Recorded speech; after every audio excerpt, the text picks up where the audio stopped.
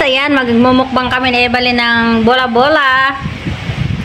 Tapos ay ginisang sardinas. Sardinas po yan, ginisa sa talbos kamote. Brown rice, saka gulay ng Taiwan. Nagawa din ako ng munggo na may tamis pang dessert. Yan ang gusto ko guys. Yan ang gustong gusto ko guys, munggo na pang dessert. Ayan. Ayan guys, kakain na naman kami ni Evelyn. Ayan.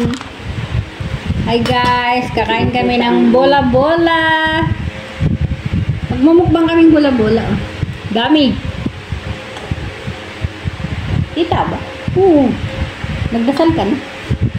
Pinagdasal mo.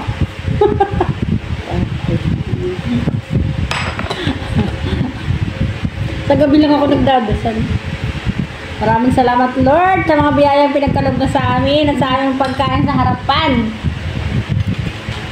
Kasi alam mo, sarap to. Sarap.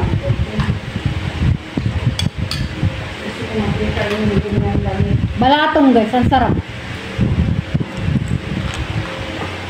Ba't ang layo natin? Parang ang layo.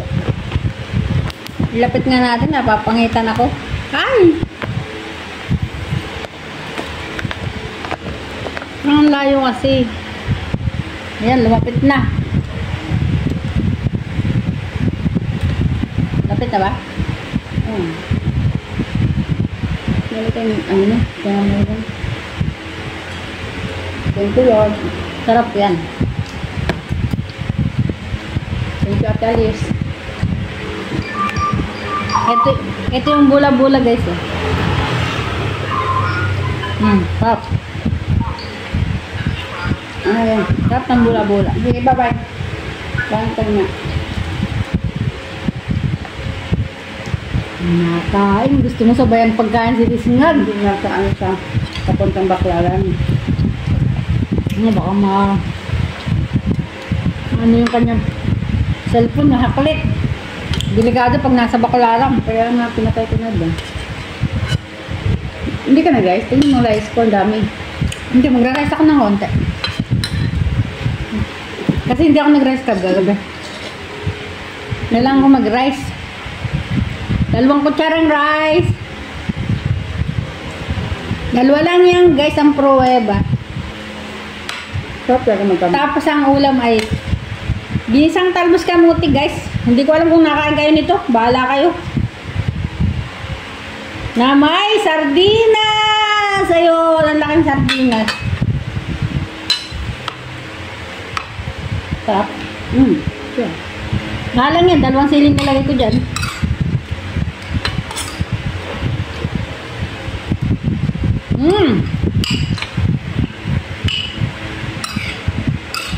Bilang maalat kasi hindi ko nito nilagyan ng kahit anong asin eh.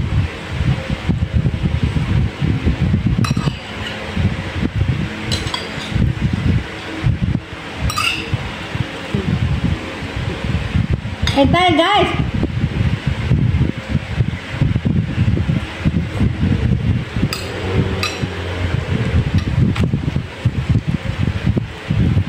Gusto ko itong bula-bula na to. Malambot siya guys.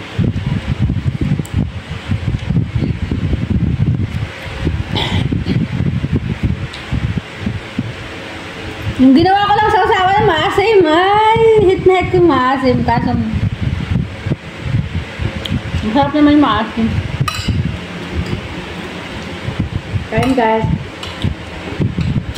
Sarap. Kukuha lang ako tubig. Dito na lang.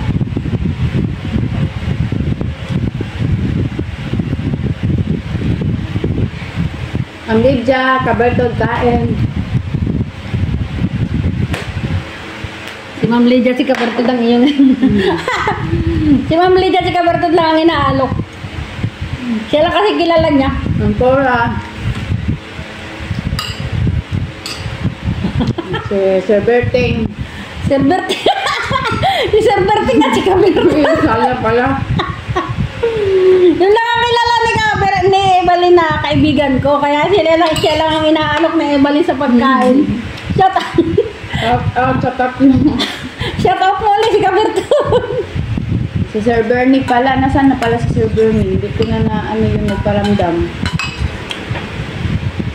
Si Sir Bernie, busy yun sa kanyang negosyo.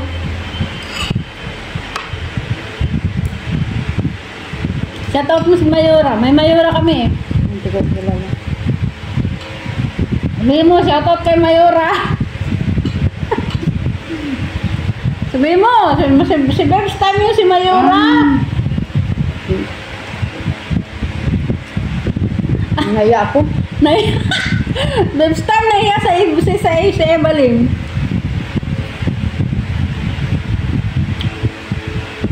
Kain kayo guys. Sarap ng kain namin. Kahit simple lang yung pagkain namin, ang sarap. Kahit pang mahirap lang yung pagkain namin. O, diba? Sarap talaga magkamay.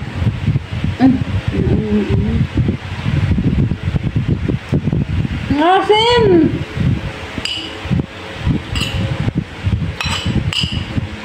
Sobra naman yung ginawa kong sausawan. Manaparami yung suka. Lahat naman sa akin sa Lahat daw kay Evelyn masarap.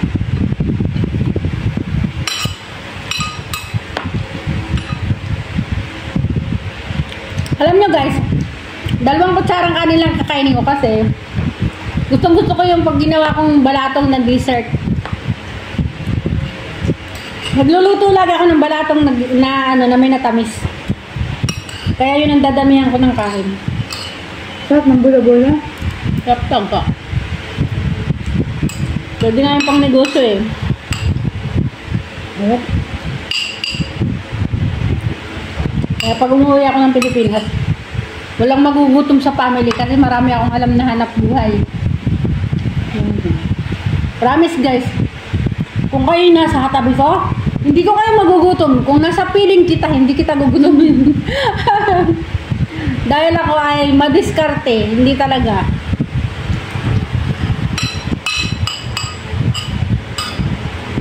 Wala pang nagutom na family ko, promise.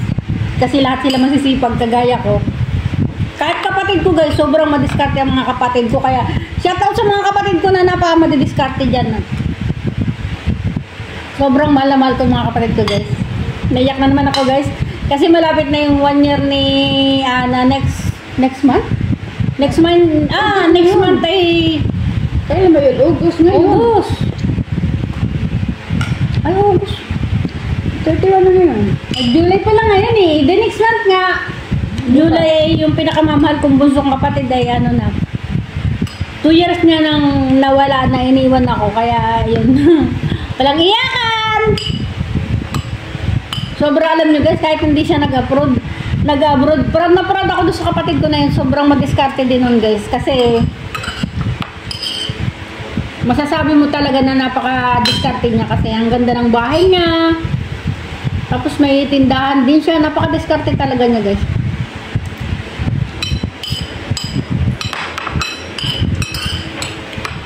At alam nyo guys kung sinong iniidolo ng kapatid ko na yun. Ako lang ang nag-iisang iniidolo niya sa aming magkakapatid.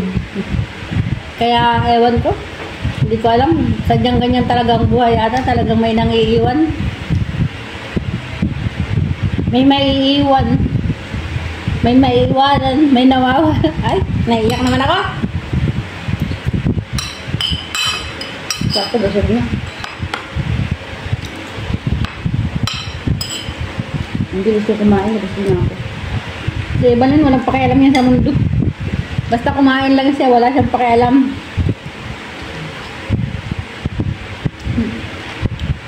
Sabi na naman sa bakit kung ba't walang bawas yung ulam na yan.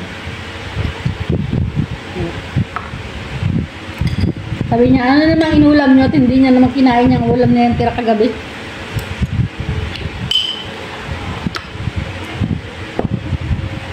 Kaya guys, tapos akong kumain ng kanin. Kaya, ang titirahin ko guys, ito ang sarap. Dessert na balatong. Thanks God. Paborito ko guys, itong balatong na minatamis. Tapos nilagyan ko pa siya ng kaunting kamote.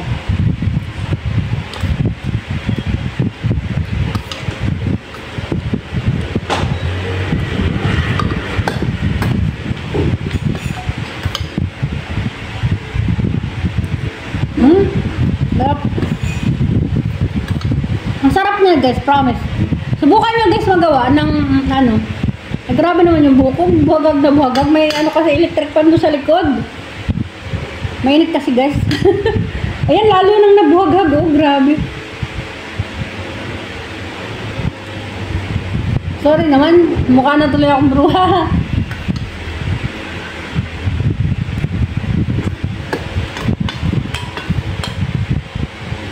Basta ano guys. May 2 kutsarang kanin ako. Sapat na yun. Ba't kaya gano'n na? Nag-ano yung ano, yung...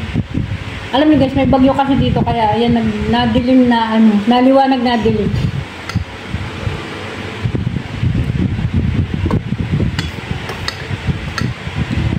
Sarap! I-try nyo guys, sarap.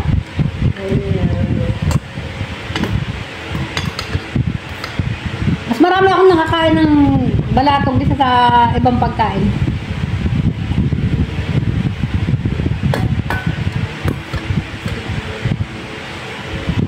Hindi ko alam kung gusto nyo yung balatong na minatamis, pero ang sarap talaga guys.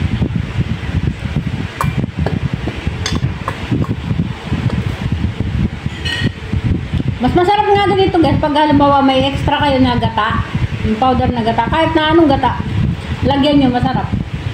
Pero pag ganito kasi hindi nakakatawa. Hindi siya maumay.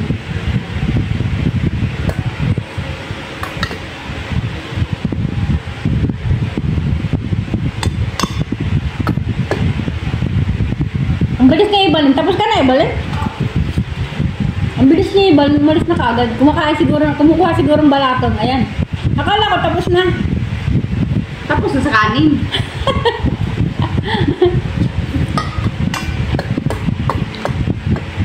Masarap siya kasi hindi siya masyadong matamis. Sakto lang yung tamis niya guys. Bawal kumain ng matamis na matamis. Saktuhan lang yung... Basta may konti lang maramdaman kang matamis lang. Ganun.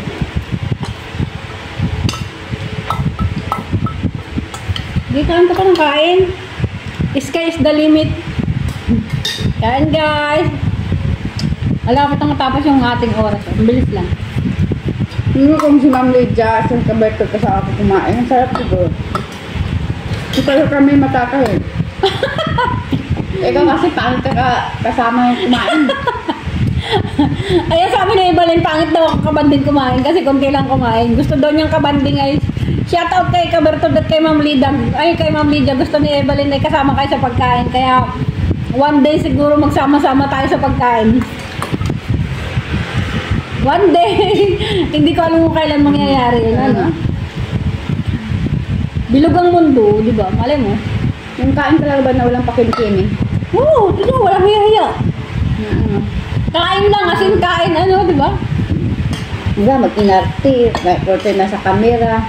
Walang. Tayo naman, wala namang kartihan tayo sa pagkain eh, di ba? Lamon sa lamon. Hindi naman tayo patay gutom. Ayan, tapos na yung oras natin. Ayan, paalam na guys. Tapos na nga pala yung aming oras. O, ayan. Magpaalam ka na. Bye. Maraming salamat sa panonood guys. Bye-bye.